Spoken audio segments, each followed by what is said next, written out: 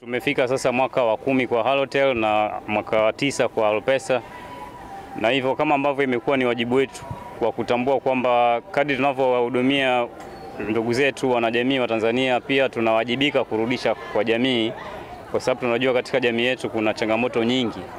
Sasa leo mara hii tumepata wito wa kuja katika hospitali hii ya Mwananyamala kwa ajili ya kutoa hivi viti mnavita vya viti mwendo au wheelchair kwa Kiingereza, ili ziendelee kuhudumia Watanzania wenzetu na sisi wenyewe tunapokuwa tunapata changamoto mbalimbali, hasa katika hospitali ya Mwananyamala. Kwa hiyo kilichotugusa zaidi ni kwamba tunao wito huo na wajibu ambao tunajawajibika kwao kurudi kwa jamii na kutoa mchango wetu. Tunafahamu kwamba kuna jitihada nyingi za kiserikali, za watu binafsi na taasisi ambazo zote kwa pamoja tunajumuika katika kuhakikisha kwamba tunaweza kuboresha katika sehemu mbalimbali.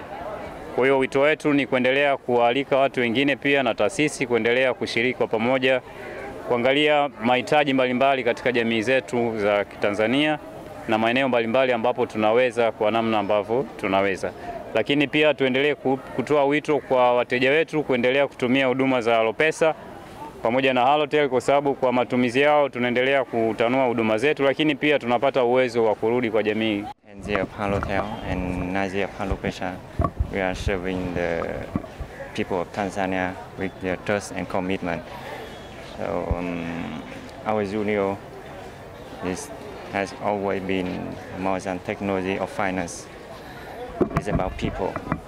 So this is more action of donation wheelchair reflect our promise to give back and support healthcare and make the difference where it matters most.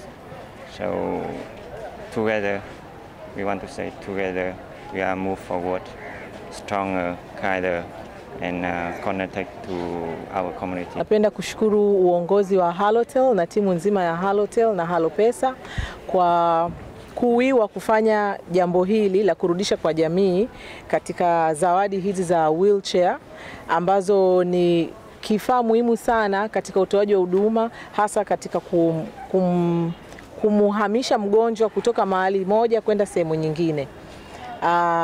Kama Mwananyamala tunashukuru sana kwa kuwa mmeona kuna umuhimu wa kurudi kwenye jamii na kuweza kurudisha kwenye jamii, kwa sababu hospitali ya rufaa ya mkoa wa Mwananyamala ni hospitali ambayo inatumiwa na Watanzania wa kipato cha chini na cha saizi ya kati, na wengi wao wamekuwa wakihitaji huduma za matibabu, aidha kwa kuchangia kidogo ama wakati mwingine wanahitaji huduma za kupewa huduma za bure kabisa.